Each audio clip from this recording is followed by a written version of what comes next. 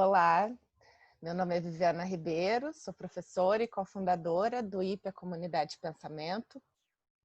E hoje a gente vai gravar um episódio da nossa série Mulheres, Mitologia, Literatura e Filosofia, com uma convidada, professora Carla Miguelotti. Acertei o sobrenome. É professora da Unirio. Obrigada, Carla, por aceitar o convite, estar aqui com a gente, participar da nossa conversa de hoje. E nós vamos falar sobre Poesia de Mulheres, uma longa história. Pode falar, Carla, pode se apresentar, por favor? Tá. Bom, primeiro eu queria agradecer o convite de vocês. Eu assisti aos episódios anteriores, quase todos, e adorei, então é um prazer estar aqui.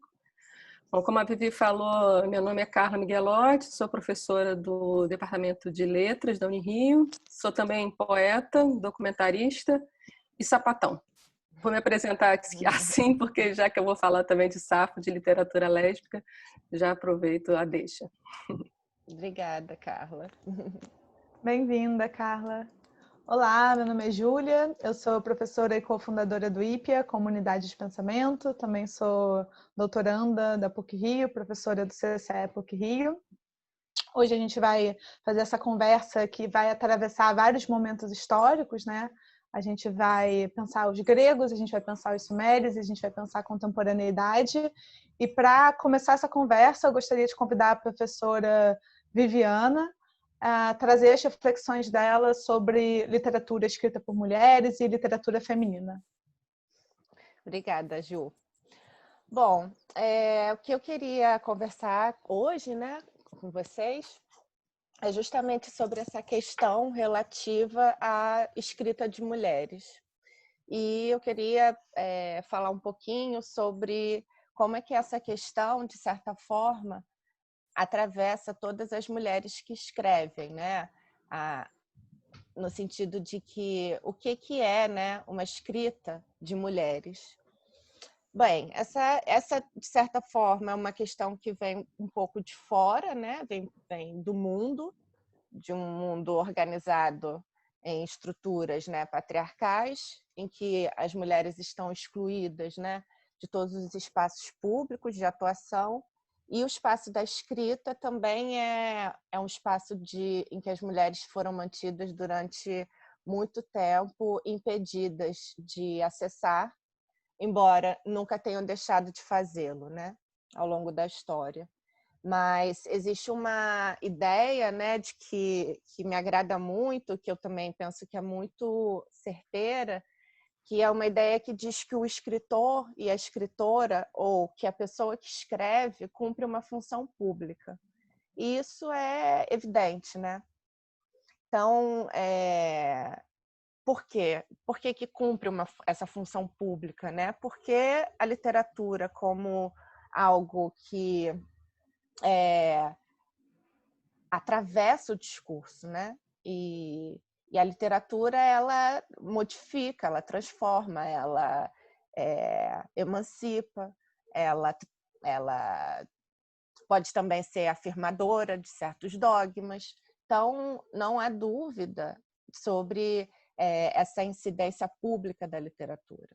Então, de uma forma evidente, se a literatura é uma arte com uma incidência pública, obviamente a pessoa que escreve literatura cumpre esse papel dentro de uma função pública. E aí tudo isso fica complexificado quando a gente compreende, né, a história das mulheres como um dos elementos, né, das opressões e das interdições sobre as quais as mulheres historicamente estão submetidas, também passa por esse lugar, né, do impedimento à escrita, especialmente a escrita nesse lugar público. Bom, a questão é a seguinte: no final do século XX, né, ou ao longo do século XX, as mulheres foram consolidando a possibilidade, né, de incidirem nessa esfera pública, atuando então como escritoras, né? Os escritos das mulheres, embora nunca tenham deixado de existir, puderam alcançar o espaço público. Então, acabou se tornando uma questão justamente esse tema sobre como é que uma mulher escreve. Quando uma mulher escreve, ela escreve sobre o quê? E aí, isso que, né, eu introduzi, acabou sendo uma questão para todas as mulheres, então, que escrevem, pensar sobre isso, sobre se existe, então, se existe alguma natureza que possa se atribuir, né, à escrita realizada por mulheres. E aí eu vou trazer um pouco sobre as ideias da Ana Cristina César, poeta carioca, né, nascida em 1952, morreu bastante jovem, aos 31 anos, que era uma poeta muito profícua, muito ativa, muito agitada, né? muito atravessada pelas questões, tanto pelas questões literárias como pelas questões que atravessam a história das mulheres. E ela, no final da vida, pelo menos a partir de 1978, e isso não diz respeito apenas a uma circunstância privada individual, mas diz respeito também a uma discussão relativa ao contexto político e histórico. Ela, como uma mulher que escreve poesia, também se debruçou sobre essa questão. O que é isso, né, que dizem, que os críticos dizem e que o mundo tem dito sobre literatura feminina? Então, perseguindo esse tema um pouco, que eu queria colocar algumas questões, tal como foram pensadas pela Ana Cristina. Então, desde 1978, a Ana Cristina tem pensado sobre isso. Não dá para dizer que ela fechou, né, ou que ela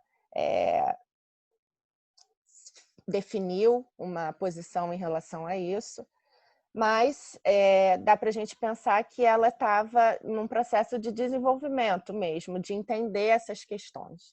Então, a gente tem um primeiro texto, assim, que ela um texto crítico em que ela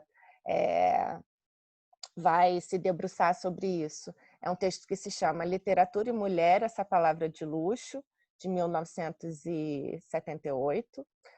Esse mesmo texto ele foi corrigido 2 anos depois, com uma errata, escrita por ela mesma, Ana Cristina, em 1980.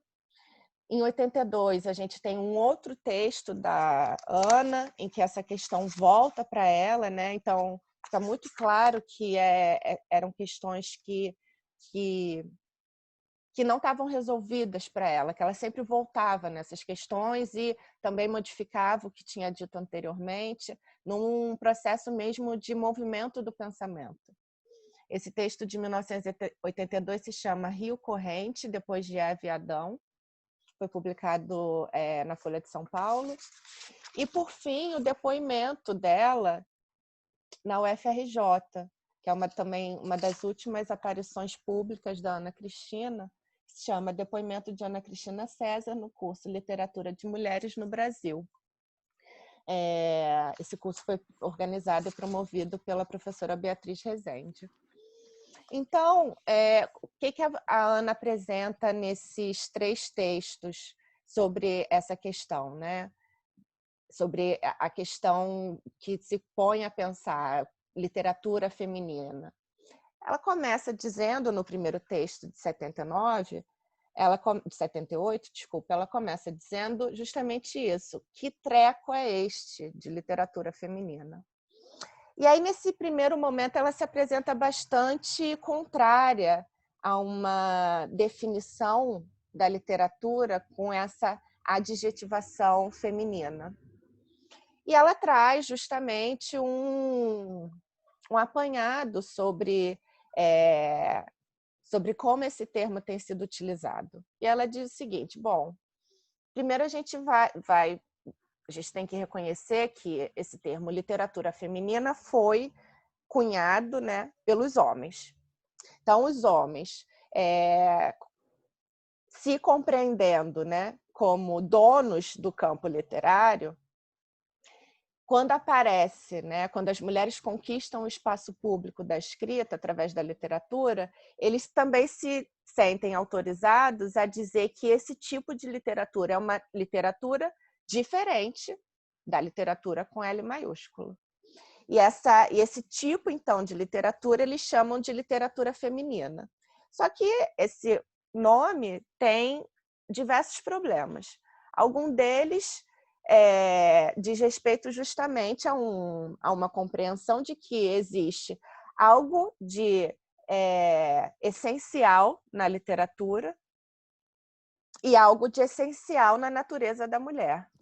E essa, então, natureza da mulher, esse algo essencial da natureza da mulher, portanto, se expressaria nesse algo essencial que eles estão chamando de literatura feminina. E ela diz que essas ideias são ideias que, embora sustentada por críticos literários, por professores de literatura, por pesquisadores e até mesmo por escritores, são ideias que embasam um senso comum justamente sobre o que é ser mulher e sobre o que é a literatura. Então, ela, nesse primeiro texto, ela vai se opor e aí ela vai trazer justamente vários exemplos, né, sobre a aplicação desse termo. Então, ela vai concluir, nesse primeiro momento, que quando se fala em literatura feminina, está se pressupondo que as mulheres, quando escrevem, elas escrevem sobre o sublime, sobre o inefável, sobre o etéreo, sobre a natureza, ou seja, todos elementos relacionados a um imaginário social que diz respeito a o que é, qual o campo, né, imaginativo das mulheres. Ou seja, pensar dessa forma significaria pensar que as mulheres não poderiam, né, ou não teriam condições de produzir um tipo de literatura, um tipo de poesia totalmente livre, né, num campo de expressão totalmente livre, mas sim que as mulheres estariam, então, determinadas a pensar num campo muito restrito da imaginação poética. Eu tendo a concordar com a Ana Cristina, porque quando a gente vai apreciar, né, certas críticas literárias sobre a poesia escrita por mulheres, é muito comum mesmo esse tipo de inscrição, né? Porque esse tipo de poesia é uma poesia romântica, este tipo de poesia fala de amor, este tipo de poesia fala desse sublime, né? Ou este tipo de poesia sexualizado ou sensual, e etc. O que não acontece em críticas direcionadas aos escritos dos homens. A gente não lê, né? A gente não vê a crítica literária se portando desse jeito em relação aos escritos dos homens. E quando se portam, também se portam reafirmando valores do senso comum, do que seria uma escrita masculina, né? Valores relativos à virilidade, à força. Então, eu acho curioso, por exemplo, existe uma crítica literária que circula sobre um poema do Manuel de Barros. E Manuel de Barros, né, é um tipo de poesia muito próxima do que se chama, do que se quer rotular como uma poesia escrita por mulheres. Enfim, aquela coisa, aquela poesia muito conectada com o real, com a natureza e uma subversão da natureza, né? Então, o Manuel de Barros produz uma potência da natureza a partir dos escritos dele. Pois bem, existe uma crítica que circula bastante, que vai falar sobre a poesia do Manuel de Barros e diz a poesia de Manuel de Barros como um combate contra a guerra. Então, acho que é nesse lugar que a Ana Cristina faz a sua crítica, né? Nesses rótulos que, às vezes, uma a crítica apressada vai colocar sobre os escritos. E esses rótulos por gênero, né, que carregam esse senso comum sobre valores que carregam homens e mulheres, são rótulos que sempre despotencializam a escrita, despotencializam a literatura, jogam para outra dimensão ou até mesmo mascaram a dimensão política do que é suscitado ali naquele escrito literário. Bom, 2 anos depois, a Ana Cristina vai fazer, então, uma errata, esse primeiro texto, e ela vai dizer o seguinte: bom, 2 anos se passaram desde que eu escrevi a primeira versão desse texto, e agora existe uma virada da militância feminina, feminista. Então, hoje em dia, as mulheres militantes, as feministas, elas afirmam esse lugar da escrita, e elas afirmam na escrita a militância. Então, se antes se dizia que uma escrita de mulher se caracterizava por falar sobre a natureza, ou sobre o inefável, ou sobre flores e animais, agora a militância feminista, a cada vez mais conquistar esse espaço da escrita, também vai se afirmar como uma escrita feminista e vai dizer sobre masturbação, aborto, vagina, etc. E aí a Ana continua. Bem, para mim,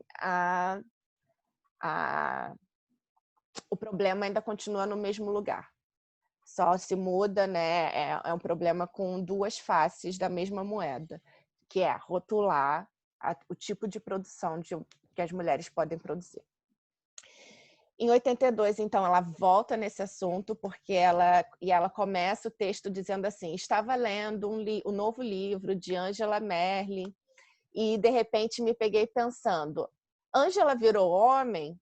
Então, ela recoloca a questão para dizer, será que, afinal, existe alguma coisa no texto, né, na escrita, que faça com que a gente sinta, né, esse texto aqui foi escrito por uma mulher, tal texto foi escrito por um homem. Então, ela volta a se interrogar e não responde sobre a questão. E aí, nesse segundo texto, nesse segundo momento, ela mais abre questões, né?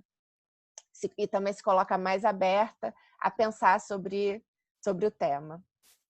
E no último texto, que é de 83, ela parece já estar um pouco mais madura em relação a essa temática, a essa discussão.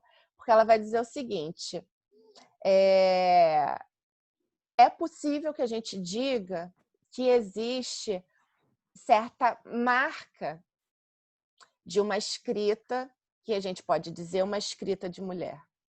Então, ela vai para o texto, né? Ela sai do sujeito que escreve, ela sai da pessoa que está escrevendo, para dizer que talvez é possível a gente encontrar no texto uma marca em que a gente poderia dizer esta marca é uma marca feminina.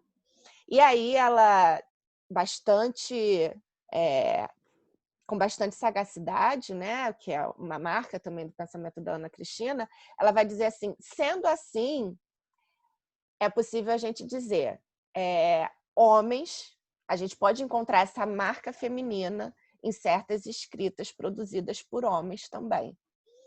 E aí ela cita como exemplo os escritos do Guimarães Rosa.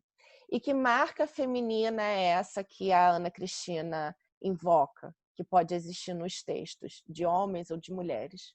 É uma marca que ela diz que é uma escrita que se conecta o tempo inteiro com o leitor.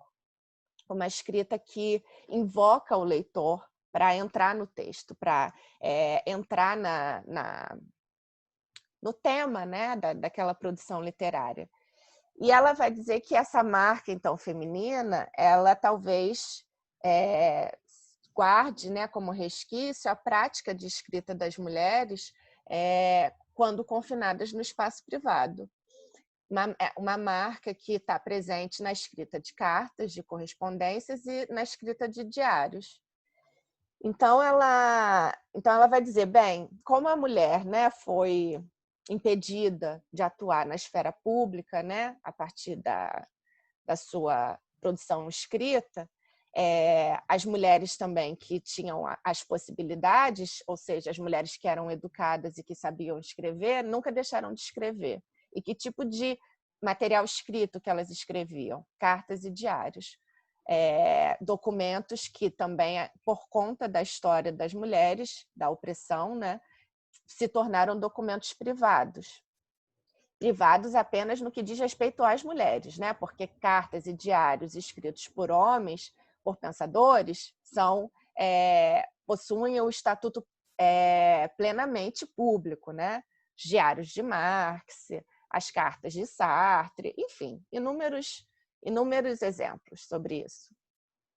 E ela vai dizer, mas é verdade que quando a mulher escreve literatura, existe esse chamamento do leitor. A mulher está...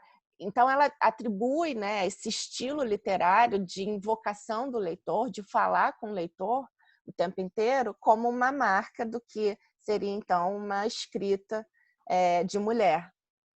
E aí ela dá um salto, né, dá uma cambalhota nisso, porque ela não quer de forma alguma que isso seja entendido, né, como uma subjetivação da literatura e uma limitação para a escrita. Ela vai dar um salto, não só na teoria, como efetivamente a produção literária poética da Ana Cristina vai ser como, né? Vai ser subvertendo o gênero da carta, subvertendo o gênero do diário, subvertendo o gênero do jornal. Então, a Ana Cristina vai produzir uma literatura, ou seja, uma escrita indiscutivelmente de natureza pública, no estilo, né, de uma escrita privada. Então, inúmeros são os poemas da Ana Cristina em que ela segue que ela produz esse estilo, né? Tem poemas que, inclusive, aglutina todos esses elementos, né? Tem poema que ela junta, né? O diário, carta e jornal, tudo no mesmo poema. Tem aquele poema famoso, né? Que é uma carta, né? Uma carta só que ela produz essa carta de forma totalmente a ser compreendida como literatura. E aí ela, né, quando ela organiza, né, esse poema, ela brinca, né, com o público, brinca com o leitor. Então, por exemplo, na inscrição de orientação, né, dessa publicação está escrito segunda edição do livro tal. Aí ela falou, bem, nunca existiu a primeira edição e a gente vai deixar os bibliotecários do futuro maluquinhos. Então, eu queria colocar essas questões para a gente abrir e ouvir vocês agora, né, sobre essa temática, né, da escrita das mulheres. Acho que a Carla, né? Carla pode falar um pouquinho. Tá bom. Então, para contribuir com o debate, eu vou falar um pouquinho sobre escrita lésbica, poesia lésbica, começando a falar sobre a Safo de Lesbos, né? Que afinal até dá esse nome de lésbica. Bom, na verdade essa é uma questão, né? A própria adoção desse termo, né? Lésbica ou sapatão? A gente deveria falar em poesia lésbica ou poesia sapatão? Eu conheço pessoas que militam a favor do termo sapatão. Claro que eu gosto do termo lésbica justamente por conta dessa origem, né? Um termo que vem de uma poeta que habitou a ilha de Lesbos, na Grécia Antiga, então tenho interesse aí da área, mas eu também tenho sido mais favorável ao termo sapatão em função de uma militância que o termo carrega, né? Então, por exemplo, tem a Glória Anzaldúa, né? Que é uma escritora feminista lésbica e chicana, né? Ou seja, americana de origem mexicana e indígena. Ela diz que para ela o termo lésbica é um problema, né? Ela diz assim, ela sendo mestiça, de classe operária, para ela lésbica é uma palavra cerebral, branca e de classe média que representa uma cultura dominante, né? Que vem da palavra grega lesbos. E aí ela diz, eu sou uma texana tortigeira, né? Tortigeira, né? ela diz, lésbica não nomeia nada em minha terra natal. Então, tortigeira, né, seria para a gente o equivalente do sapatão. Eu consigo entender a reivindicação dela.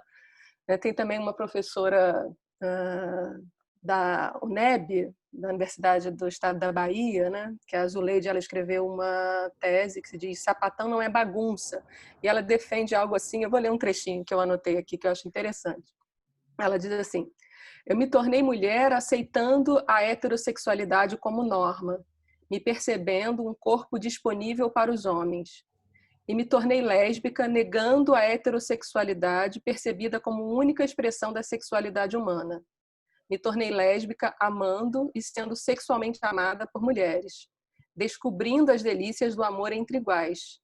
Mas só me tornei sapatão na militância política, no alargamento da minha consciência lésbica, me tornando um ser político consciente do meu lugar no mundo.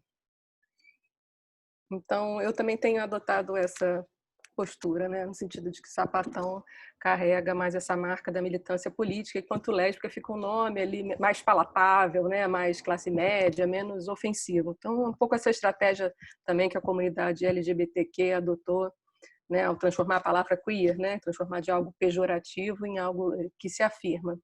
Mas, enfim, só para mostrar que como eu vou falar de lésbicos, né, literatura lésbica, para mostrar que há essa questão também em torno dos nomes, né, mais, não sei se mais adequados, enfim. Bom, então, começar a falar um pouquinho de Safo, propriamente, né?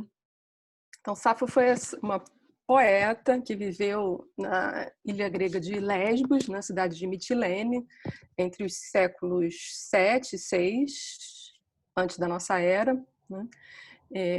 Se tornou uma poeta e disse também que uma professora dentro de uma escola para mulheres. Então, ela também tinha essa função pedagógica de formação, né?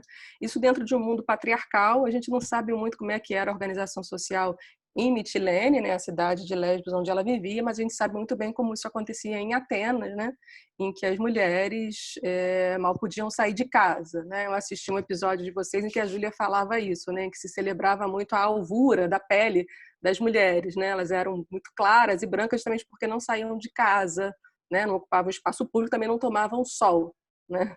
Então, a Safo também está vivendo mais ou menos nesse momento, mas em Mitilene, parece que a organização social se dava de algum modo diferente, né? E ela se tornou essa poeta, né? Importante, né? Fundadora para a literatura ocidental, né? Se a gente pode dizer que o Homero, né, foi o fundador do gênero épico, então a Safo seria a fundadora do gênero lírico, né? E a gente sabe, bom, que o Homero todo mundo conhece, né? Conhecido como autor, embora a questão de autoria possa ser questionada, ele é conhecido como o autor da Ilíada e a Odisseia, né? Esses textos, esses poemas épicos que chegaram inteiros até nós, enquanto a obra de Safo chegou toda fragmentada e quase não chegou, né? Então, a história da poesia de Safo, ela diz também respeito às escolhas e ideologias que regem as decisões do que merece ser preservado, do que pode ser apagado, ou do que deve ser destruído e deve ser abandonado, né? Por que a obra dela mal chegou até nós, né? O que houve? Então, a gente tem, ao longo desses 20 séculos de história da obra da Safo, a gente teve um sucessivo apagamento, né, dessa obra. Por exemplo, a gente teve,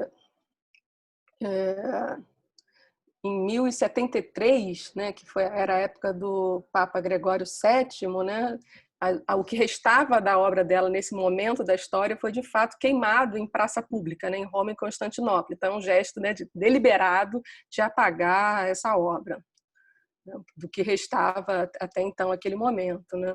Então, a gente, até o final do século XIX, o que a gente tinha eram apenas 2 poemas de Safo, né, que tinham chegado através de obras críticas descobertas na Renascença, ou seja, através de citação de outros autores, né, que comentavam a Safo, né?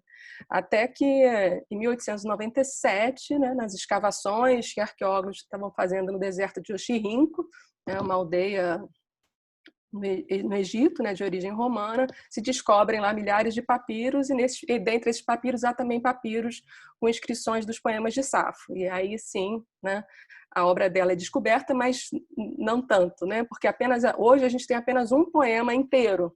Todos os outros são fragmentos de poemas, cheios de lacunas, porque esses papiros conseguiram sobreviver sob a areia do deserto, né? Se não estivessem escondidos sob a areia, talvez não tivessem sobrevivido, né? Porque dessa maneira eles ficaram a salvo da intolerância cristã, né? Da Idade Média, mas sobreviveram mal. Então há poemas em que o papiro está todo rasgado, né? E todas as primeiras palavras dos versos não existem, né? Ou as últimas palavras de todos os versos sumiram, né? Foram rasgadas. Então o que a gente tem são fragmentos, né? É só apenas um poema inteiro. Então, sabe-se que no século III, né, antes da nossa era, os poemas dela foram reunidos em 9 livros, que daria cerca de 13 mil versos, né? E o que a gente tem hoje é uma 20ª parte dessa obra, então chegou muito pouco para a gente, né? E eu acho curioso a gente se perguntar, né, o que nós teríamos nos tornado se a obra dela tivesse se preservado, né, até a formação do mundo moderno, da mesma maneira que foi preservada a obra de Homero, né? Porque a gente pode imaginar o quanto dos modelos homéricos, né, não influenciam no comportamento contemporâneo, né? Essa valorização dos grandes feitos viris, né, dos grandes atos heróicos, né? Enfim.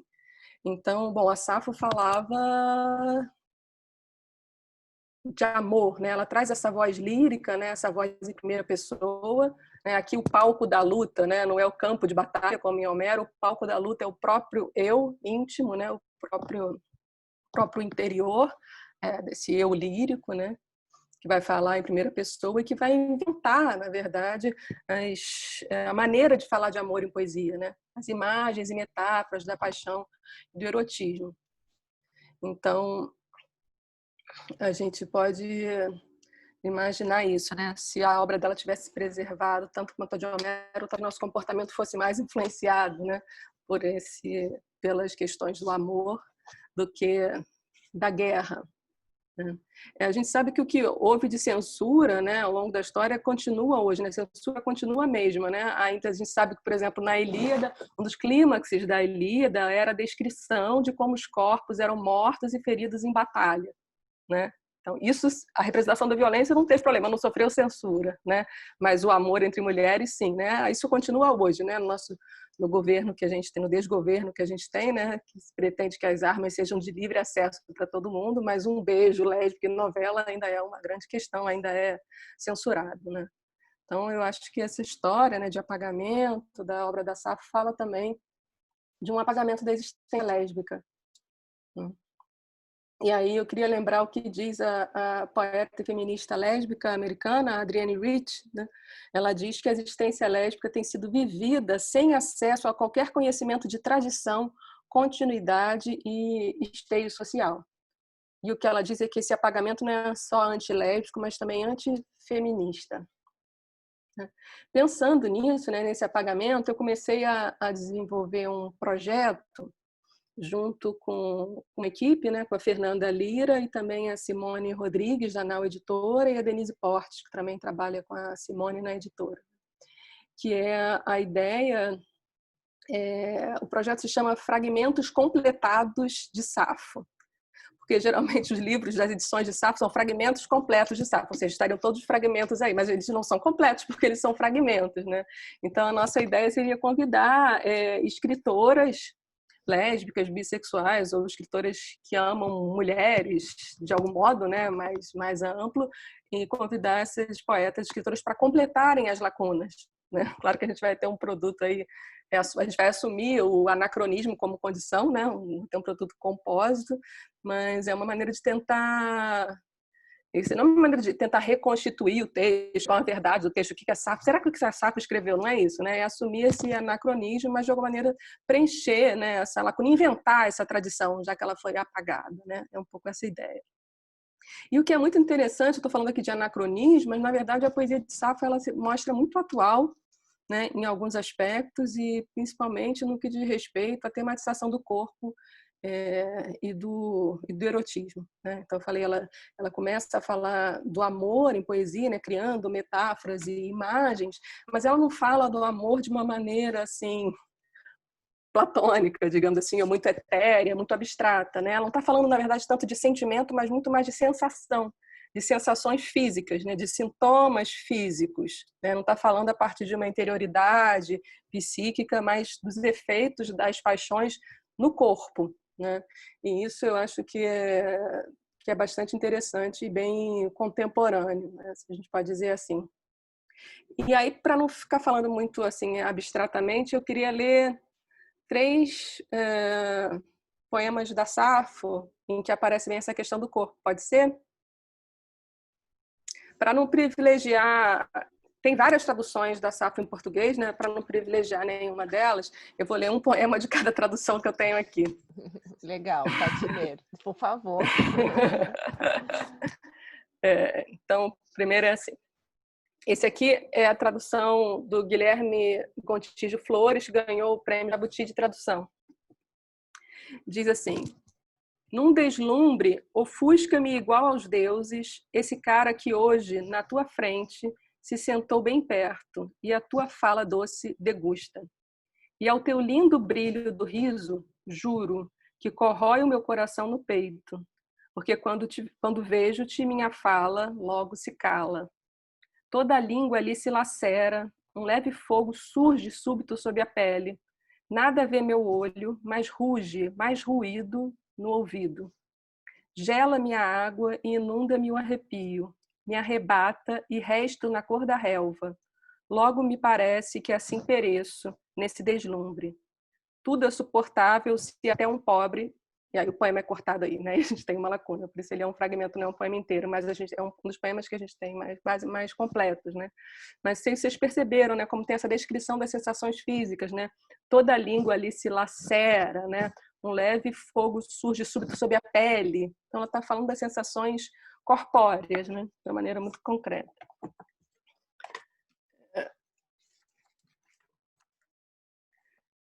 Esse aqui já é a tradução do Joaquim Brasil Fontes, poemas de Safo de Lesbos. Opa, eu perdi a marcação? Não, está aqui.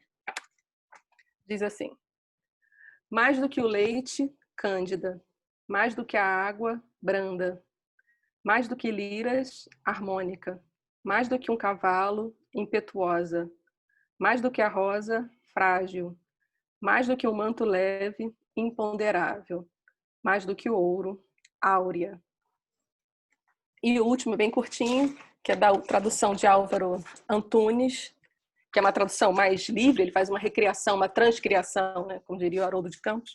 Ele escreve assim: é Eros outra vez que fera má me acossa, de fel de mel, serpente impiedosa, envenenando de tremor as minhas coxas.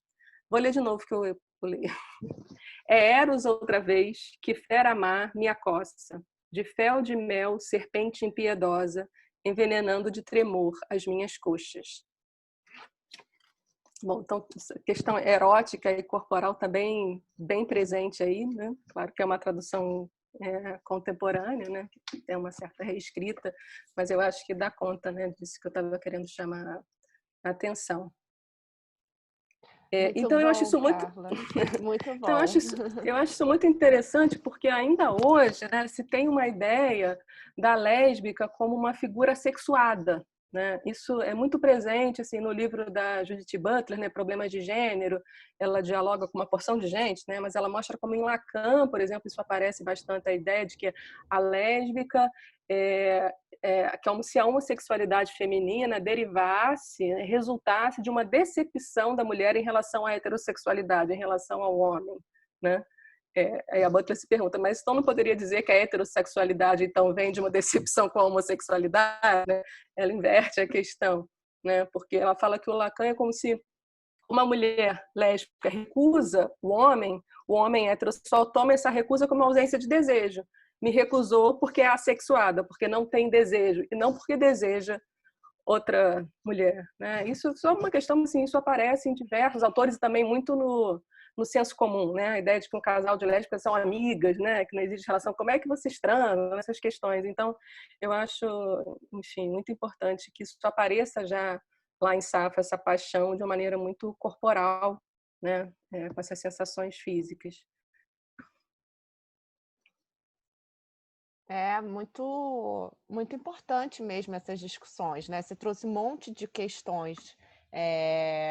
A questão do que eu acho que a gente pode, né, retomar mais depois que a Ju terminar, para a gente, né, conversar mais livremente, mas essa questão do apagamento, se a gente compreende, né, voltando aqui nesse entendimento da função pública da literatura, a literatura como um dos ordenadores, né, das nossas relações, quando existe esse apagamento sistemático da produção das mulheres, a gente só tem um modo de mundo, né?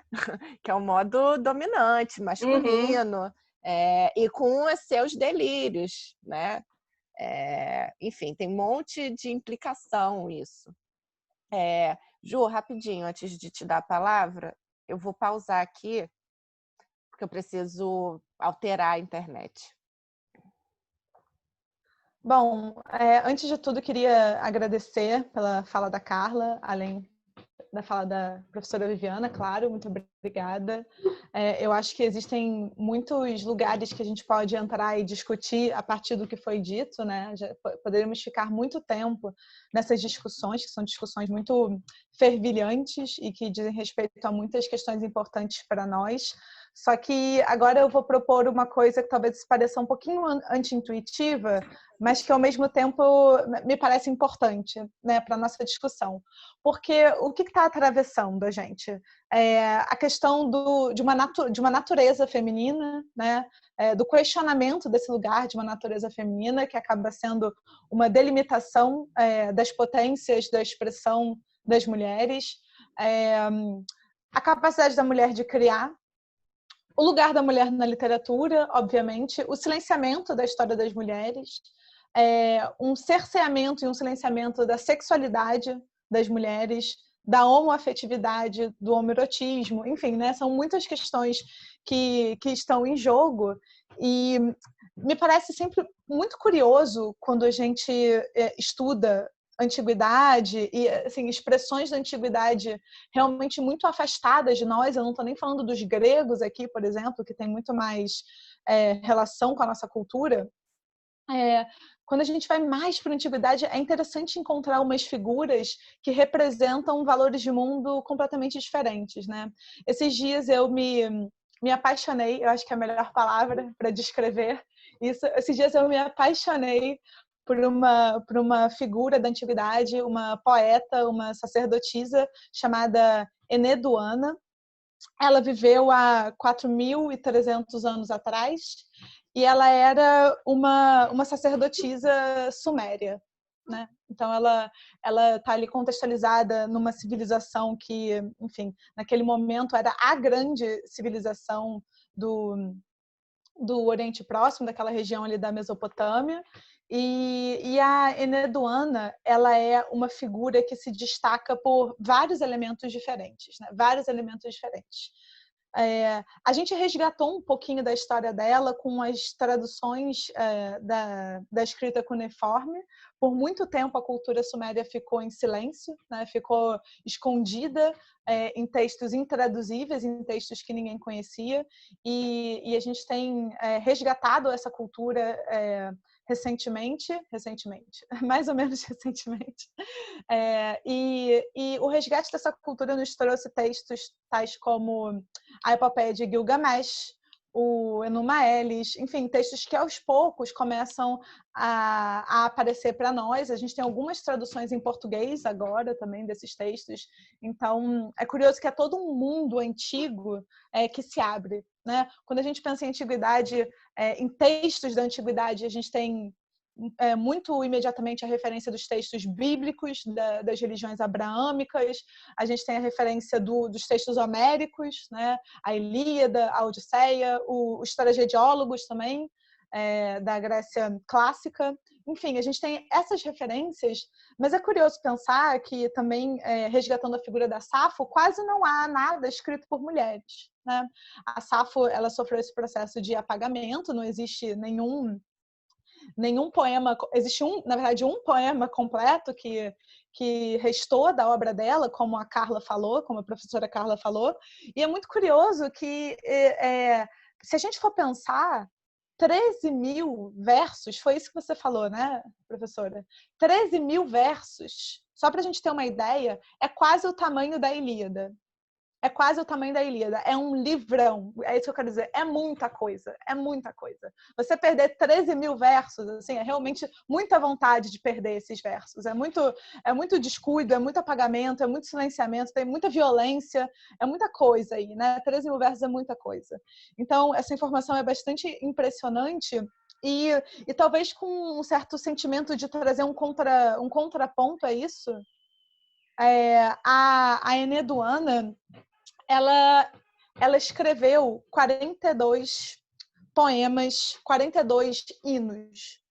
E esses poemas, eles sobreviveram, né? Eles estavam em silêncio porque ninguém sabia ler o Antigo Sumério, mas a partir do entendimento da escrita cuneiforme dos Antigos Sumérios, os textos de Eneduana começaram a aparecer. E os textos dela não só são especiais por serem textos escritos por uma mulher, mas é muito importante a gente ter em mente que a Eneduana é a primeira autora conhecida do mundo. A mais antiga, né? A primeira não saberia dizer, porque a gente não tem aí a sobrevivência de toda a história, mas a mais antiga autora conhecida do mundo. A primeira pessoa, o primeiro ser humano que a história salvou, que nos restou, né? Que sobreviveu a essa transição ao tempo. O primeiro ser humano que colocou o seu nome num texto foi a Eneduana. Foi uma mulher. A primeira escritora, né, foi uma mulher. A primeira escritora foi uma mulher. E é muito curioso que a gente se encontre nesse tipo de debate, que é um debate sobre uma normatização da experiência e da atividade do escritor e da escritora que se dá a partir de um lugar de gênero, né? Assim como tudo nesse mundo, literatura parece que virou algo, né, dos homens, né? Literatura é algo produzido pelos homens, ciência é algo produzido pelos homens, filosofia é algo produzido pelos homens, a própria condição humana é atribuída aos homens, né? Homem, ser humano, homem. Então, assim, de alguma forma, é muito revolucionário a gente, através de um processo de desvendar e desvelar essa história, a gente vê que a primeira escritora foi uma mulher. Né? Então, a primeira escritora nomeada, a primeira pessoa a colocar o nome, depois de escrever algo, foi uma mulher. Então, isso é muito poderoso, né, muito poderoso. E para a gente entender um pouquinho desse processo, eu queria falar muito rapidamente sobre a história da Eneduana, né? Quem é essa pessoa? Porque a gente tem informação sobre isso. A gente sabe um pouquinho da história dela, né? A Eneduana, o que a gente sabe de mais imediato é que ela era uma sacerdotisa. Na verdade, ela era uma grande sacerdotisa. Então, ela era uma figura de liderança religiosa e política. A Eneduana, ela era filha do rei Sargão. O rei Sargão era um rei acádio, era um semita do norte que conquistou a Suméria. E ele foi visto por muito tempo como uma espécie de rei estrangeiro, né, de conquistador. E existiam muitas revoltas no seu tempo. E o rei Sargão, ele vai um desejo de construir um império. Ele também é um dos primeiros assim grandes imperadores que a gente conhece, né, da história, tal como a história salvou o nome de um imperador, vai ser o rei Sargão. E o rei Sargão, ele no desejo de unificar o seu império, ele acaba fazendo um sincretismo. E eu sei que essa palavra é complicada, mas a gente vai usá-la porque ela nos parece mais fácil nesse momento. Ele acaba fazendo um sincretismo de divindades, né, para promover uma unidade cultural. E ele vai fazer um sincretismo de divindades, ele vai, de alguma forma, juntar duas figuras divinas que eram importantes no seu tempo e nas culturas criaturas que ele estava querendo reinar, que eram a deusa Inanna e a deusa Ishtar, né? Então ele vai transformar essas duas deusas numa deusa só, Inanna e Ishtar. O rei Sargão vai colocar a sua filha mais velha, Eneduana, que é um nome que, em algum sentido, ele lembra tanto a condição político-religiosa de auto-sacerdotisa, são as letras EN, que vão designar isso, essa superioridade religiosa e política. E Eduana parece que é uma denominação honrosa à lua, né? A joia do céu, alguma coisa assim. Então, a Eneduana vai ser a autossacerdotisa da lua, ou dessa joia do céu, e ela vai se tornar a sacerdotisa maior do templo mais importante na Suméria. E nesse movimento, isso seria uma história, aparentemente, de uma relação entre religião e poder político, que vai se dar dentro do seio familiar e dentro de uma aristocracia dominadora, etc. Aparentemente, isso pode ser visto dessa maneira, mas, ao mesmo tempo, Eneduana, quando chega no seu lugar de prestígio e poder, ela tem uma atividade e um destaque muito interessante, né? Ela era educada tanto em acadiano quanto em sumério, ela sabia 2 línguas, ela sabia matemática, ela sabia ler o movimento dos astros, e ela é a primeira pessoa, não só a assinar um poema, mas é a primeira escrita que não é apenas uma escrita para fins comerciais. As pessoas já escreviam na antiga Suméria, né? Parece que a escrita cuneiforme ela surgiu mais ou menos 300 anos antes de Eneduana, mas, ao mesmo tempo, ela vai ser a pessoa que vai mobilizar um sentido para a escrita diferente. Enquanto que a escrita, naquele momento, era utilizada para fazer registro dos bens, registro de objetos e produtos para venda, etc., ela vai pegar essa escrita e vai começar a fazer, enfim, as primeiras expressões poéticas do mundo. E essas expressões poéticas, elas não só dão nome e lugar na história à sacerdotisa Eneduana, como ela vai fazer uma revolução religiosa política, onde ela vai alocar no topo do panteísmo sumério uma deusa mulher, que é a deusa Inanna. Então a Eneduana, ela vai, através do seu exercício de escrita, elevar a condição da deusa Inanna, que era uma deusa já muito importante, que é uma deusa vinculada tanto ao amor quanto à guerra, é uma deusa mulher, mas, ao mesmo tempo, ela aparece como hermafrodita, como protetora de todas as expressões sexuais e todas as expressões guerreiras, mas, ao mesmo tempo, também protetora de muitas formas marginalizadas, protetora das prostitutas, protetora dos eunucos, protetora dos travestis, claro que não era esse o nome designado, mas ainda assim. E a Eneduana, ela vai elevar a condição dessa deusa através da sua escrita a uma chefe, né, digamos assim, a deusa maior de todo o panteão. É curioso pensar isso porque a Eneduana está vivendo um momento onde as grandes deusas sumérias locais estão sendo abafadas e destronadas pelos deuses que estão vindo com as culturas conquistadoras. E ela, no contramovimento do império do seu pai, que vai de alguma forma enfraquecer a deusa Inanna pelo sincretismo com a deusa Ishtar, e aí a gente tem, enfim, não vou entrar muito nisso, mas o Marduk e outros deuses tomando a frente do panteão mesopotâmico, a Eneduana, ao contrário, vai fortalecer a condição dessa deusa local e colocá-la como uma deusa superior. Então, na expressão poético-escrita de Eneduana, a gente encontra muitos poemas de amor, né? Nós encontramos muitos poemas de apreciação sexual e apreciação sensual. Não só o sexo vai ser tema e vai ser identificado como um elemento civilizador, mas a sensoriedade também, que a Carla trouxe um bocado, esse elemento de algo que vai mover com os sentidos, que aparece muito na poesia da Safo, aparece muito na poesia da Eneduana. Ela está sempre falando do sentir, do toque, mas privilegiadamente do cheiro. os cheiros que vão levando a alma para um determinado estado de espírito, né? E é curioso porque a gente sabe que o cheiro está vinculado ao sistema límbico, então é um lugar muito visceral da experiência humana, e os cheiros realmente eles levam a gente para lugares, né? A gente sente cheiro de infância, a gente sente cheiro de alguém, ele tem um movimento psíquico poderoso. E a gente tem esse tipo de temática que aparece e que talvez autores, homens contemporâneos, confrontados com os poemas de Eneduana, talvez eles enxergassem ali o que vai ser entendido como literatura feminina, né? Por conta dos seus temas. O amor, né? O cheiro das flores. Enquanto a professora Viviana falava, eu pensava, uau, tá aí, né? O amor, o cheiro das flores, o sexo, a sensualidade, enfim, tudo isso.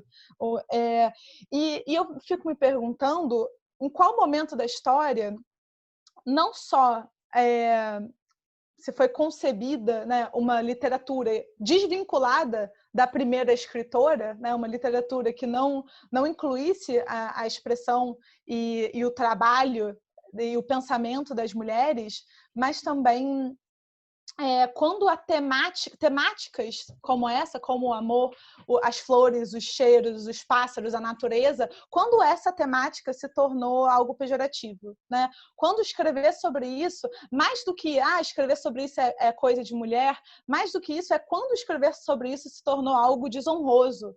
Quando escrever sobre isso se tornou algo pejorativo. Quando isso virou um problema. O amor, o corpo, o sexo, os cheiros, as flores, os pássaros e a natureza. Isso está, bom, na minha pesquisa está obviamente vinculado a ascensão de uma cultura violenta, possessiva e guerreira que vai mudar a cultura humana, vai mudar a face do planeta. Mas ainda assim, né? Ainda assim é importante lembrar da existência dessas antigas mulheres escritoras, porque a gente também vê nelas que a gente vê a existência de uma história que não é apenas essa história contada, que é a história dos homens, que é a história, enfim, dessa dominação, né? E a Eneduana, ela é essa figura. Ela era não só uma autoridade religiosa, não só a sacerdotisa do templo, como ela era uma figura política importante. Com a morte do seu pai, ela vai ser expulsa de Ur, que era sua terra, e depois ela vai ser reintegrada no seu lugar de alta sacerdotisa. Então ela tem todo um movimento que ela mexe com os afetos coletivos, né? E por conta disso os reinos vão expulsá-la, os reis vão expulsá-la, trazê-la de volta, etc. Mas ela não só é essa figura politicamente importante que mexe com os afetos coletivos, que vai ser a liderança do maior templo da Mesopotâmia naquela época, mas ela também era uma escritora que, quando ela finalmente morre, ela escreve por mais de 40 anos, se eu não me engano. Ela escreve por mais de 40 anos. Ela escreveu 1.700 anos antes de Safo, 1.500 anos antes de Homero. Né? Ela escreveu 42 hinos e quando morre, ela era tão poderosa, mas tão influente na sua cultura, que ela se torna uma divindade menor.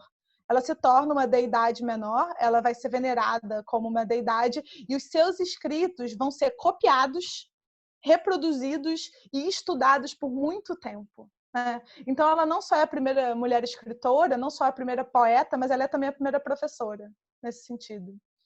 Então, eu acho que, enfim, é um pouquinho disso que eu queria trazer para a discussão de hoje. Eu acho que a gente pode abrir e conversar mais, mas é isso, né? Uma memória não só uma memória antiga, mas é muito sintomático que ela seja a primeira, porque não é só o quão antiga ela é, mas é o fundamento, né? É o fundamento de uma identidade perdida, né? Perdida não, roubada. É o fundamento de uma identidade roubada, é o fundamento de uma identidade apagada, e eu encorajo todo mundo a ler Safo, a ler Eneduana, aproveitar, assim, muita gente está escutando esse nome pela primeira vez, assim como eu escutei há muito pouco tempo pela primeira vez. Aliás, queria agradecer do fundo do meu coração, com muitos cheiros e flores e pássaros e natureza, para a professora Julia Smith, que foi a pessoa que abriu as portas aí do mundo sumério para mim. E eu encorajo todo mundo a ir pesquisar os poemas dela e da Safo, e, enfim, de todas as autoras e escritoras mulheres do nosso tempo, obviamente. Ju também colocou questões fundamentais, né, para a gente discutir, que principalmente é a seguinte: quando é que o tema, né, do amor e da sexualidade, do sexo e da sensibilidade se tornaram temas menores? Eu penso que se degradaram na medida em que se degradou, né, o papel social das mulheres. Na medida em que também esses temas foram como que fixados, né, como integrantes da natureza das mulheres. O cuidado, a atividade do cuidado, né, a tarefa do cuidado. A tarefa do cuidado em si, ela não tem nada de negativo, né? É uma tarefa, como inúmeras outras. Uma tarefa que os humanos precisam realizar, cuidar de si e dos outros, e ajudar a cuidar de quem precisa. O problema todo é justamente como que dentro da organização patriarcal e capitalista, essa tarefa, então, ela é qualificada, né, como uma tarefa menor, como uma tarefa sem valor social, né? Assim como o tema do amor, assim como o tema da guerra, né? Vai ser glorificado, a violência, né? Vai ser glorificada, e a temática relacionada ao amor vai ser degradada. Me parece que a história, né, da constituição da sociedade nessas bases pode ser um dos caminhos para a gente pensar sobre essa questão, que também se conecta, por sua vez, com o que a Carla colocou, né? Que tipo de sociedade ou ordenação a gente teria se nós tivéssemos outras referências, né? Justamente esses poemas apagados que vocês duas trouxeram, de tempos tão remotos, né?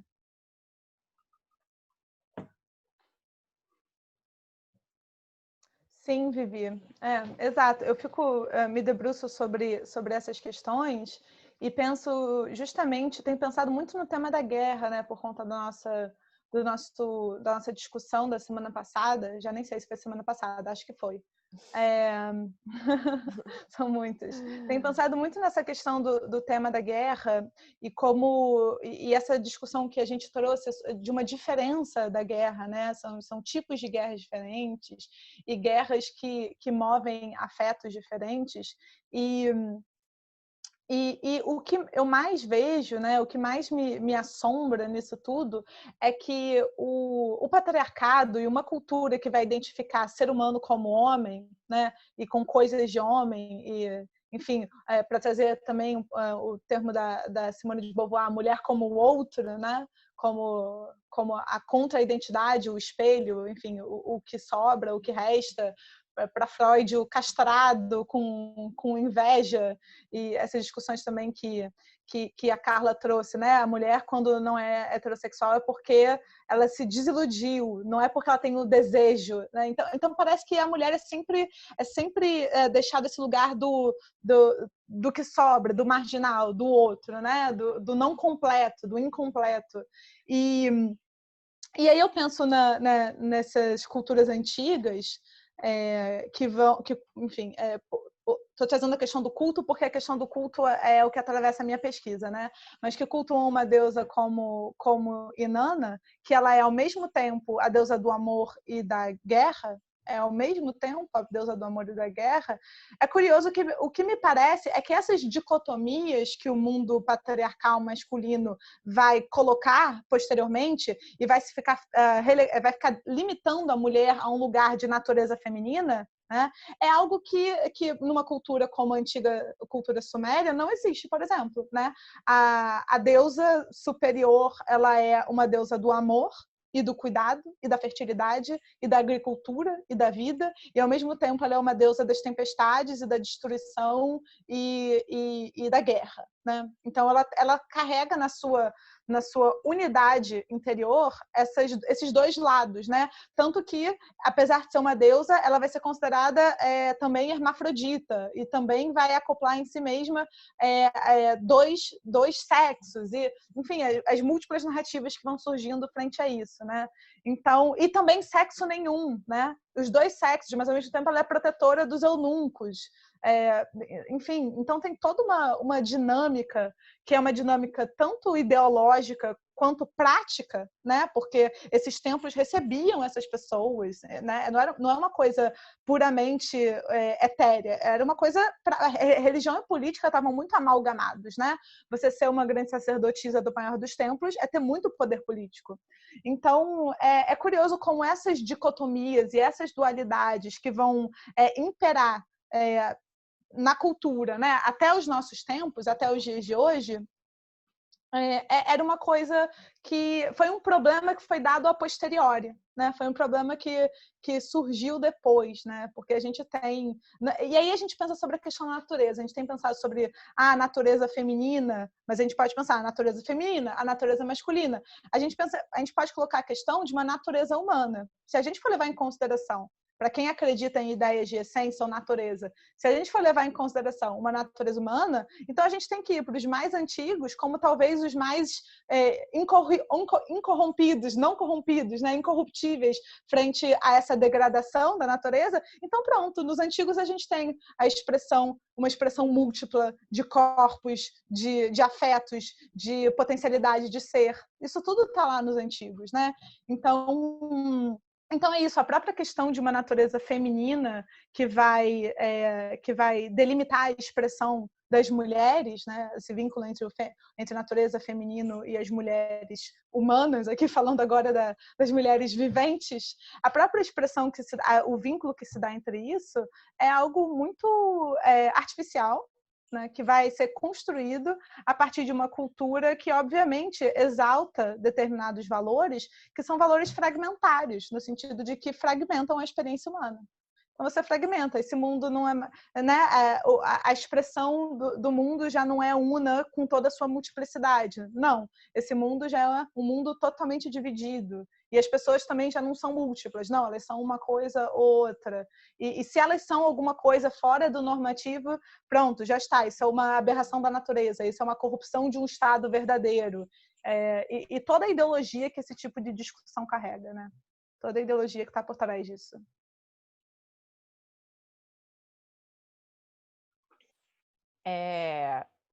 Só fazendo um comentário rápido, depois eu dou a palavra para a Carla, se ela quiser comentar alguma coisa. A Virginia Woolf pensava em termos de uma mente andrógena, né? Ela quando ela vai, né, toda a concepção dela sobre a organização da política, que passa também por uma análise da escrita, não é uma afirmação de um mundo de mulheres, né? É um mundo definitivamente em outras bases, que não as bases exclusivamente patriarcais. Então, a destruição do patriarcado, o que não significa a destruição dos homens, né? E em termos de produção e criação, ela pensa numa mente andrógena, que justamente reúna esses valores, como você disse, né, que eram cultivados pelas sociedades antigas. E Orlando é um pouco uma tentativa disso, né, o personagem. Para além de ser, né, masculino ou feminino, é um personagem andrógeno. E para Virginia Woolf é possível a gente dizer que é nessa característica andrógena que existe a maior potência criativa, né? Criadora de mundo, criadora de relações e etc. Sim. Carla, quer falar um pouquinho? Queria. Não, eu queria retomar aqui, você começou falando da Ana Cristina César, né? E eu fiquei pensando, né, no que você disse, numa relação com a minha fala também, com a ideia da poesia lésbica, essa questão da sexualidade, né? Porque eu estava me lembrando aqui de um texto que a Carol Almeida escreveu no Suplemento Pernambuco, no ano passado, em abril do ano passado. Ela tinha uma capa que se chamava Heteronormatividade Compulsória, e o artigo dela se relacionava com esse tema, que tinha a seguinte pergunta: podemos deixar o assunto para lá? O assunto dizia respeito à sexualidade das autoras, das escritoras, né? Será que a gente pode esquecer? Porque ela repara como a crítica raramente comenta sobre isso, né? Ela ressalta que uma escritora é lésbica ou bissexual, passando ao largo disso como se isso também não pudesse ser uma chave de leitura da obra dessas escritoras, né? Você estava falando agora da Virginia Woolf, por exemplo, né? Raramente se menciona que ela se relacionou com mulheres, ou pelo menos com uma mulher, a Vita, né? Que inclusive parece que inspira o personagem Orlando, né? Pouco se fala disso em relação a Gertrude Stein, por exemplo, né? Pouco se ressalta isso. E a própria Ana Cristina César, né? Se sabe que ela foi, né, bissexual, né? E a Carol Almeida chama atenção para isso, né? No evento da Flip em 2016, em que ela foi homenageada, né? Acho que a mesa de abertura era uma mesa em que estavam 3 homens, né? Falando mais sobre o próprio trabalho do que sobre a obra da Ana Cristina César. E, de qualquer maneira, sem mencionar a sexualidade dela, algo que acabou virando como um tabu, né? Um fantasma ao longo de todo o evento, como se não se pudesse falar disso, né? Ou como se isso não fosse uma chave de leitura interessante. E aí eu fico me lembrando de um poema da Ana Cristina César, do livro Cenas de Abril, que é o primeiro livro dela, né, de 79, tem um poema que chama 21 de Fevereiro. E aí também lembrei do que você estava falando, essa ideia do diário, né? Porque 21 de fevereiro, né, vai ser uma escrita de diário, marcada, datada e tal. E eu li esse poema e fiz uma interpretação tal. Depois eu fui ver a interpretação que o Ítalo Morricone faz desse poema no livro que ele escreveu sobre ela, O Sangue de uma Poeta. E que é uma leitura que só pode ser feita sabendo-se do dado biográfico da sexualidade dela. Pelo menos eu acho, né? Eu nunca teria imaginado desse modo. Eu não sei se posso ler o poema, ele é curtinho. E aí eu falo da interpretação que o Ítalo Morricone faz dele.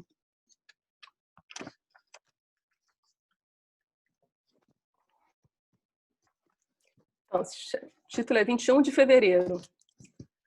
Não quero mais a fúria da verdade. Entro na sapataria popular. Chove por detrás. Gatos amarelos circulando no fundo. Abomino Baudelaire querido, mas procuro na vitrina um modelo brutal. Fica boazinha, dor, sábia como deve ser, não tão generosa não. Recebe o afeto que se encerra no meu peito. Me calço decidida onde os gatos fazem que me amam, juvenis, reais. Antes eu era T6, gata borralheira, pé ante pé, pequeno polegar, pagar na caixa, receber na frente. Minha dor. Me dá a mão. Vem por aqui, longe deles. Escuta, querida, escuta. A marcha desta noite. Se debruça sobre os anos neste pulso. Belo, belo. Tenho tudo que fere. As alemães marchando que nem homem. As cenas mais belas do romance o autor não soube comentar. Me deixa agora, fera. Bem, o Ítalo Morricone primeiro mostra a intertextualidade que tem aqui, os diálogos que ela tem com Baudelaire, né, que está citado aqui, mas também com Manuel Bandeira, com os poemas Belo Belo, enfim, mas ele chama a atenção para os embates de gênero também que aparecem aqui, né, porque essa ideia, porque tá logo é um poema em prosa, né, mas logo a segunda frase diz: entro na sapataria popular, e depois ela diz que ele procura na vitrine um modelo brutal. E a Ítalo Morricone diz que esse modelo brutal que ela está procurando na vitrine é como se fosse ela está procurando uma espécie de persona brutal, ou persona máscula, ou persona sapatão, na sapataria, né? Esses gatos amarelos ao fundo seriam os rapazes, né? Os jovens ao fundo paquerando, e ela está recusando de alguma maneira, né? E essa dor aqui de que ela fala, né? Fica boazinha, dor sábia, como deve ser, diria respeito a uma dor do desejo homoerótico e tal. Enfim, é uma leitura que eu não fiz numa primeira leitura, mas que é uma leitura possível e que ela se torna possível também a partir desse dado biográfico. Não quer dizer que seja a leitura verdadeira, né? Não estou falando de um sentido verdadeiro pretendido pelo autor, mas são diálogos interessantes, né? Enquanto a gente passa ao largo dessa questão como se fosse proibido tocar nesse assunto, né? Como se fosse talvez diminuir a imagem dela, né? Não sei como a crítica pensa, né? A gente perde também essas possibilidades de leitura, né? Só para trazer mais essa questão.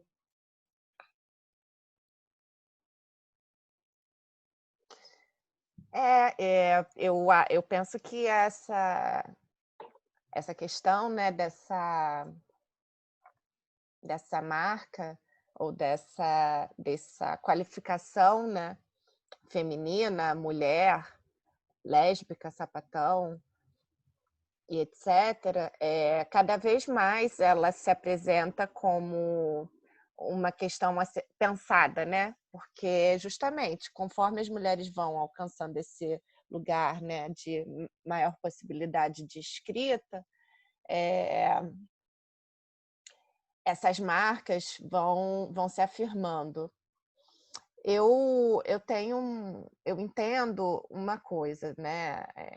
Pensando todas essas discussões sobre a importância de discutir isso, né? Falar assim, esse texto, essa poesia foi escrita por uma mulher, foi escrita e que tipo de mulher, né? Uma mulher sapatão, sobre, né? Dentro desse campo de discussão.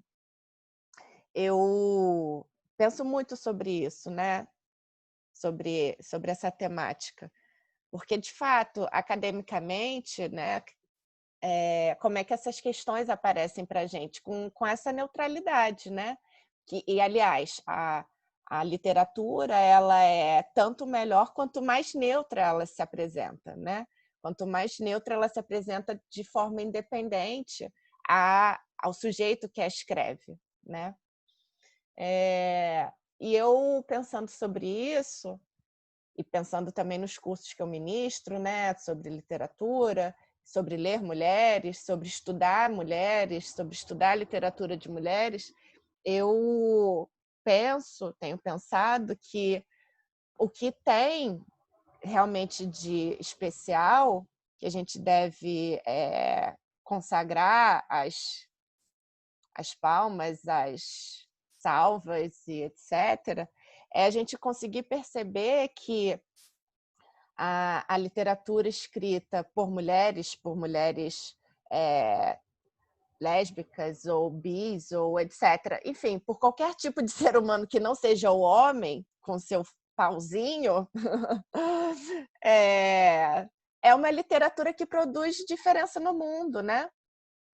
Ou que pelo menos tem potência de produzir o que eu chamo de mundo novo. Tem potência de produzir um desvio dentro do que se estruturou do mundo, né? A Chimamanda diz isso, né? A produção das mulheres negras é uma produção que vai intervir na história oficial do mundo, né? Aquela vai produzir a proliferação de outras histórias, ou vai quebrar o termo que ela usa, a história única. Porque enquanto o campo literário, né? Isso para falar só do campo literário, mas a gente sabe que é tudo, o campo literário, o campo político, o campo científico. Ficou restrito a essa produção dos homens como uma marca e como forma da opressão e da dominação, a gente teve como resultado um mundo muito restrito, muito limitado. Então, eu penso, né, que o interesse da gente falar sim sobre poesia escrita por mulheres, livros escritos por mulheres, e dar e falar de todas as especificidades dessas mulheres, sim nos chamar a atenção do mundo para aquele mundo novo que está apresentado ali, né? E que é sempre um desvio do mundo hegemônico. E que mundo hegemônico é esse? É um mundo opressor, autoritário, muito limitado nas suas possibilidades relacionais. Então, é isso que eu tenho pensado em relação a essa temática, que, de certa forma, também dá uma cambalhota, né? Naquela crítica sobre o sujeito, sobre ir buscar quem é o sujeito, qual é a sua história privada, né? Uma forma de também produzir, carregar, né, esses escritos de importância. Talvez, né, chamando atenção para a importância deles nesse lugar da criação.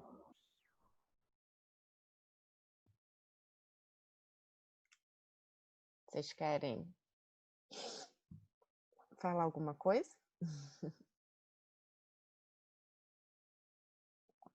A Júlia congelou? Não.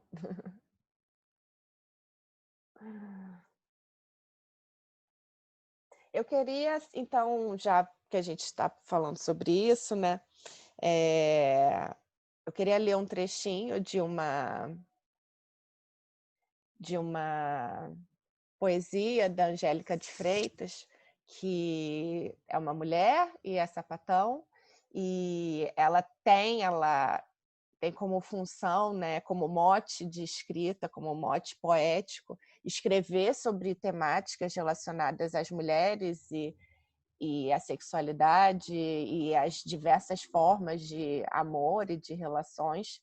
Mas eu queria ler justamente um trecho do poema que se chama Um Útero do Tamanho de um Punho, porque a história desse poema ela é uma história importante para a história da literatura e para a história das mulheres, que é justamente a Angélica pensando, né, sobre eu gostaria de ler um poema que falasse sobre a questão do aborto. E não existia esse poema na língua portuguesa. Então, ela criou um poema para que falasse sobre essa questão. Porque é isso, tudo que se relaciona, né, à história das mulheres é um tabu, não é falado, né? E o aborto, a prática, né, ou a decisão de não prosseguir com uma gestação, é um fato consumado, que todas as mulheres, em algum momento, podem se deparar com essa questão, com esse tipo de decisão, né? Mas, enquanto esse tema, né? Mas eu estou dizendo sobre o aborto, mas, né, são todos os temas relacionados à vida das mulheres. Mas enquanto esse tema é tratado de forma como uma conduta criminosa, como uma conduta que não que as mulheres não recebem a proteção do Estado, né, no seu dever de cuidado, o tema fica como se isso não fizesse parte da vida das mulheres. Então, a Angélica de Freitas, pensando nessas questões, ela produziu esse poema, né, que se chama O Útero é do Tamanho de um Punho, em que justamente ela vai trazer ao mundo, né, trazer à luz essa temática. E eu acho que é um poema bastante forte, né? Eu vou ler só um trecho, bem rapidamente. Começa assim: Um útero é do tamanho de um punho. Num útero cabem cadeiras. Todos os médicos couberam num útero, o que não é pouco. Uma pessoa já coube num útero. Não cabe num punho. Quero dizer, cabe, se a mão estiver aberta, o que não implica gênero, degeneração ou generosidade.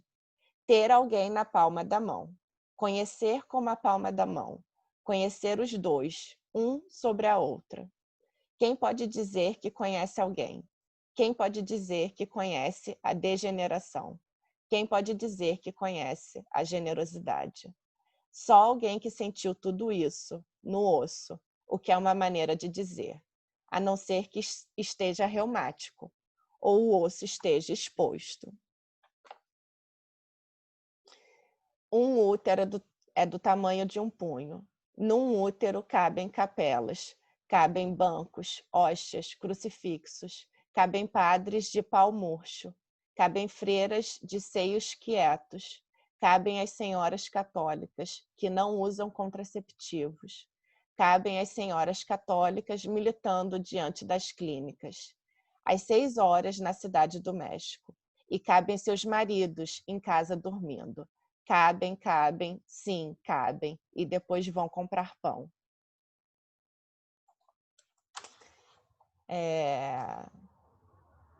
Caros alunos, vamos dissecar o útero daquela que foi uma das maiores cantoras nacionais. Como já devem saber, temos aqui preservado em vinagre, num frasco de fruta em calda, o útero de Carmen Miranda. O útero de Carmen Miranda. O útero de Carmen Miranda. Peguem as colheres, as cremeiras. Se necessitarem, usem babedeiros. Mas, em nome da ciência, não sujem os vestidos. É muito forte, né, esse poema. E traz justamente a questão, a temática, para o centro da discussão pública, que é um útero, embora um órgão, né, que nunca se expôs ao sol, dentro dele cabem um estado inteiro, cabem capelas inteiras e todos os seus defensores, né? Os crucifixos e a violência patriarcal, etc. Então, acho que, já caminhando, né, nossa conversa para finalização, fica um convite, como a Júlia colocou, né? Da gente ler, sim, mais mulheres, da gente ler mais mulheres antigas, e talvez seja justamente a nossa tarefa reconstruir essa história, contar essa história, falar sobre essa história e consertar, né? Fazer um reparo histórico nesse apagamento, no apagamento dessas mulheres. Então, obrigada. Obrigada, Carla. Obrigada a todo mundo que vai assistir, né, esse vídeo, mais um episódio da nossa série. Agradeço muito mesmo, Carla, a disponibilidade, foi ótimo. E é isso. Bom, obrigada a vocês. Obrigada a vocês também. Espero ter contribuído aí com a conversa de hoje. E vou seguir como espectadora dos próximos episódios de vocês, que têm sido ótimos. Obrigada, gente. Boa noite. Boa noite. Beijo.